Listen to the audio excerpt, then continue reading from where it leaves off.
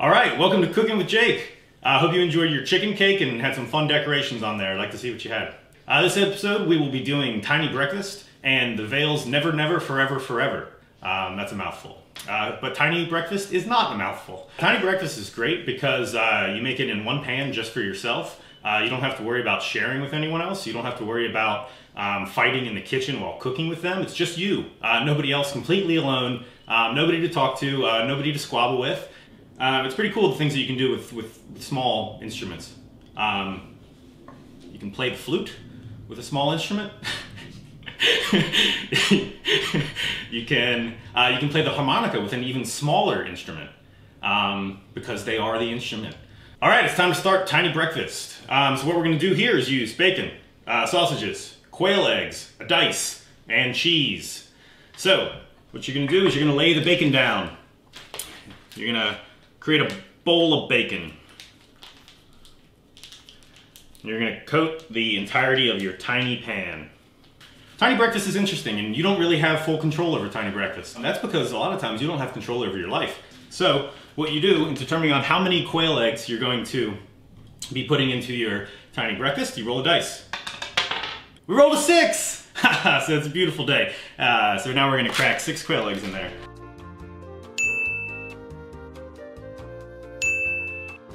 So, quail eggs, you can't crack them like a normal egg, I'm discovering. This just doesn't work. So, you have to pierce them. And what's interesting thing about that is, throughout the ages, people have used quail eggs for a lot of different things. And one of which is teaching doctors how to do a cesarean section. Cesarean section. Whatever that word is. It helps doctors learn how to cut into pregnant women in order to aid with the birthing process. So that's pretty cool.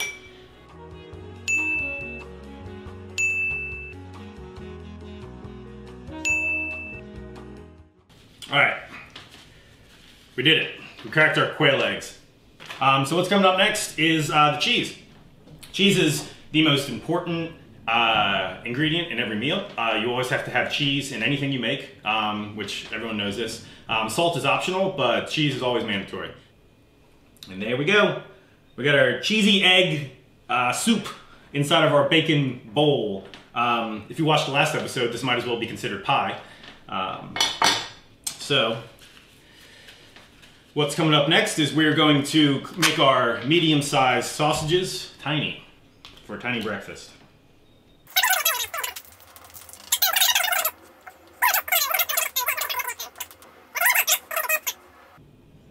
Cool. And now we have prepped our tiny breakfast.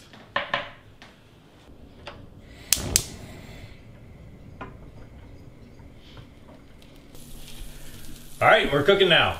It's real easy, just put it down. That's all you gotta do. All right, so drinking Atlas Rowdy. This is the great cooking beer. It's their rye pale ale. Actually, no, that's not right. It's their rye ale that's hop forward. So when you get into beer styles, who really knows anymore? Hop forward rye ale. It's delicious. It's really good. I love rye. Rye's an awesome vegetable that people don't eat directly, but they do cool stuff with. So, all right. So let's focus on this this tiny breakfast here. All you have to do to cook tiny breakfast is put it down underneath some flames. In terms of how hot should it be, don't know. Just mess around with it. Keep eyeballing it. You're gonna want that bacon to get cooked, and you're gonna want those eggs to get cooked. That's not good. It's a grease fire.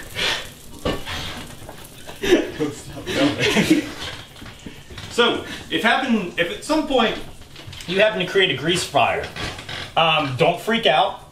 Definitely don't put water on it. But I'm not really sure what to do otherwise. I kind of want to just let it go, but I'm not quite sure. It looks like it's calming down a fair bit. So there's that. Hey, this is Grilling with Jake.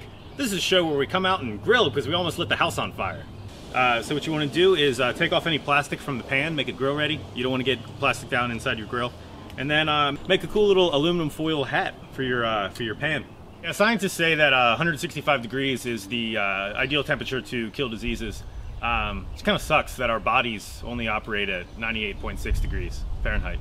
So like if we could somehow have a operating temperature of 166 degrees, maybe we wouldn't have any more disease in the world. I don't know. That'd be pretty cool. So.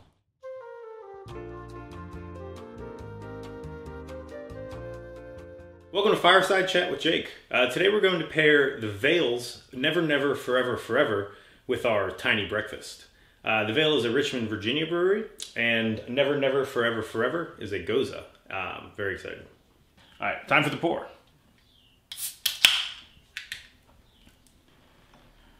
All right, let's take a look at this. Look at that. That's beautiful. That is a vibrant orange look. Very foggy. Oh man, it looks good. All right. I'm at the beach looking out into the beautiful ocean, eating my tiny breakfast and smelling a passion fruit, as I often do.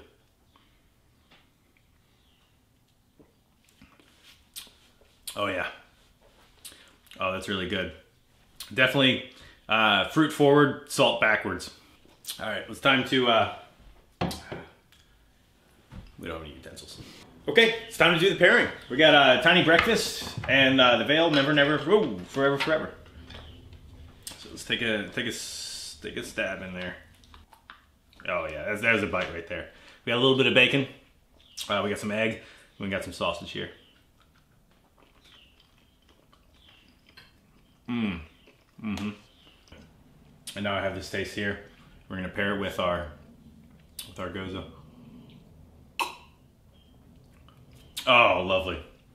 Oh, so when you do this pairing, I know it's common to add salt to your eggs. Don't you dare add a bit of salt to your Tiny Breakfast, because that salt kick is going to come in with a big old fruit hammer and just handle the whole compilation of flavors and consistency, and that's incredible. That is one of the best pairings I've ever had.